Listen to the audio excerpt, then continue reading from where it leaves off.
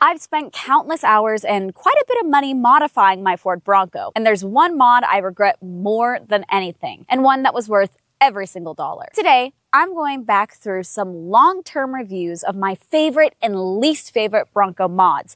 A few I would absolutely do again, a few I would probably skip, and by the end, I'll show you the one that's my absolute favorite.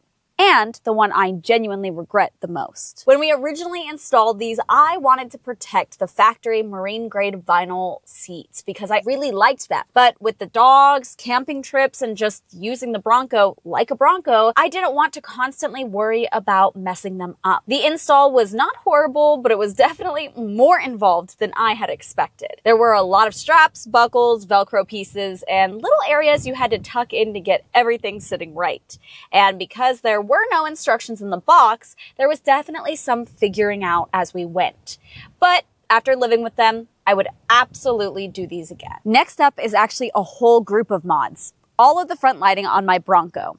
This started with the light up Bronco grill letters, and then the Raptor style fog lights, then the aftermarket headlights, and finally the light bar. And honestly, all of these together is a big part of what makes my Bronco feel like mine. I know lighting can be one of those mods that feels kind of unnecessary, but for me, it changed the whole personality of the front end. People who know my Bronco recognize it because of the lighting. It does not just look like every other black diamond driving around. The headlights are probably one of my favorites. Since my Bronco did not come with the premium headlight option, getting that full halo look made the front end feel way more complete. The output has also been really good, so it was not just a cosmetic upgrade. They actually work well at night. Now, they're not perfect. After about 2 years, the driver's side is starting to show some wear, especially with the quality of the coating, but they still work totally fine, and living in the desert probably doesn't help with how much sun these get. The fog lights are another one I still really like because they filled out the modular bumper and gave me more usable light. I also like that they can switch between white and amber, so they feel a little more custom to the Bronco. And then the light bar is one of those things I don't use every single day, but when I need it, I'm really glad it's there. Especially if we're coming home late from a trail or somewhere dark. It is nice having that extra light up front. So overall, I would absolutely do the front lighting again. If there's one mod that was worth every single dollar, it's the rough country suspension setup. When I bought my Bronco, it was a black diamond, but it wasn't a Sasquatch. So I had the rear locker, the manual, a lot of the Bronco functionality, but I didn't have the stance or the clearance that I really wanted. So I installed a 2-inch rough country lift with their Vertex coilovers and added 35-inch Mastertrack RTs on the stock black diamond steel wheels. And this completely changed the Bronco for me. Visually, it gave it the look I wanted from the beginning. It sits taller, it looks more aggressive, and it finally has that capable Bronco stance without going completely overboard. But the reason this is my favorite isn't just the way it looks. It actually changed how the Bronco feels. Off-road, it feels more confident. The softest setting does a really good job soaking up bumps when I'm off-road and makes for a pretty comfortable ride on the road. I like that I can make it softer or firmer depending on what we're doing. And on the highway, it doesn't feel like I ruined the Bronco or made a huge sacrifice in terms of ride quality over stock. A lot of mods make your vehicle feel different for a week and then you kind of forget about them. This is one I still notice every time I walk up to it and every time I drive it.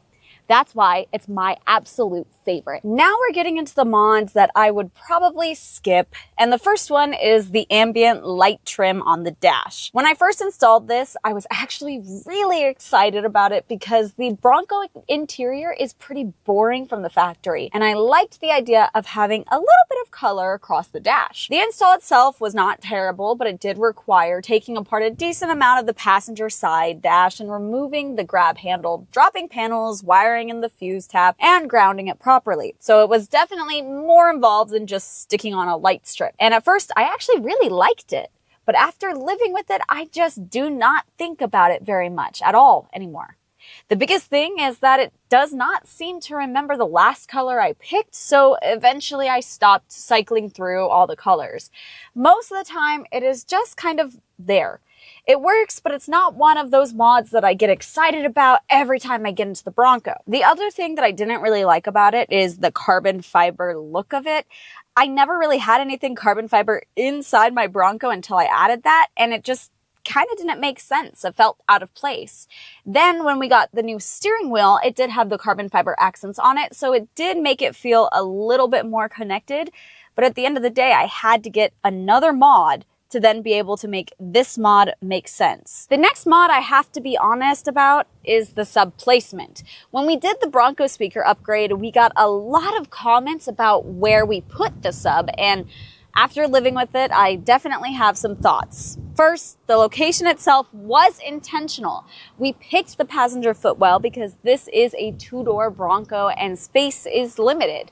I did not want a big sub box taking up the cargo area, especially because we actually use the back of the Bronco for dogs, camping gear, and storage. Here's what went wrong.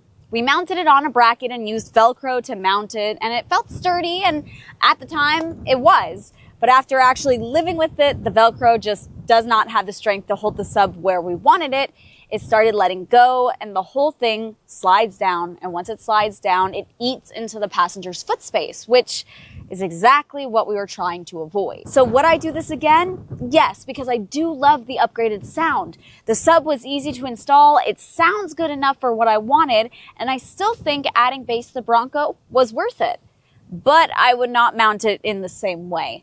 If I were doing this over again, I'd probably try to retrofit it into the factory location or find a more permanent mounting solution. We just didn't have the time to figure that out during the original install. And that's really the honest truth. I don't regret adding the sub. I regret the way we mounted it. The idea was right. The sound is better. But the execution needed to be more permanent. The CARABC Android screen is the mod I have the most to say about, and unfortunately, most of it is not positive. First, a quick heads up. This isn't the original 8 to 12-inch screen upgrade from my earlier video. That one covers the install and the process. Here is the same, so check that out if you want to learn more about the installation process. This one is a newer model that CARABC sent over for me to review and install. The plan was originally to release a dedicated video on it, but the experience honestly hasn't been that great. The biggest difference with this version is that it is Android-based. With the original 12-inch upgrade, we found out that you had to source a 12-inch APIM, which is basically the brain of the factory screen. Without it, the upgrade did not work properly.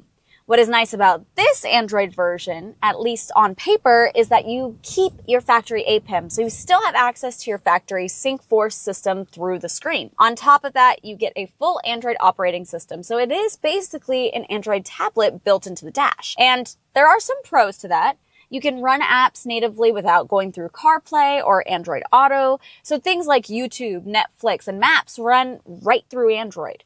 More functionality with the obvious caveat that you need to be smart about it because it lets you access things CarPlay and Android Auto normally limit for safety reasons while driving. So on paper, it seemed like a big step up. Big 12-inch screen, keep your factory APIM, still get Sync 4, full Android system built in. But in real life, we have had repeated issues with it. The first thing I noticed after installing it was that the audio was not working the way that I had expected it.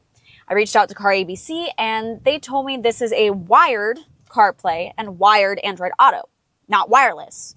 Well, that was really disappointing because the Bronco came with wireless CarPlay and Android Auto from the factory. Right away, this felt like a step backwards. And even plugged in, it is still not as simple as connecting your phone and everything is working. Your phone has to be connected to the Bronco over Bluetooth and then also connected to the Android head unit. So now there are two different connection points, which means two different points where something can go wrong. I have definitely had issues where my phone just does not want to connect properly. So instead of getting in, having wireless Android Auto connect and just driving, Now I'm running a USB cable through the dash. That is a pain when the Bronco already had wireless CarPlay from the factory. The other issue is when Devin drives the Bronco and wants to use the Android Auto with his Pixel, he can plug it in and Android Auto comes up, but the screen constantly throws a pop-up asking to confirm the connection to his Pixel. It does not matter if we hit accept or hit cancel. It comes right back almost instantly, like the screen can't understand that the phone is already connected. So it just keeps trying over and over. Instead of feeling seamless, it feels like we are constantly fighting with it. For me, this was not worth the hassle. I wish I had stuck with the original CARABC 12-inch upgrade. That one wasn't perfect, but it was a better user experience than this. This screen was supposed to solve the biggest problem with the original upgrade, which was sourcing a 12-inch APIM. I liked that idea because those APIMs have gotten harder to find and more expensive now that more people are doing the 8 to 12-inch upgrade.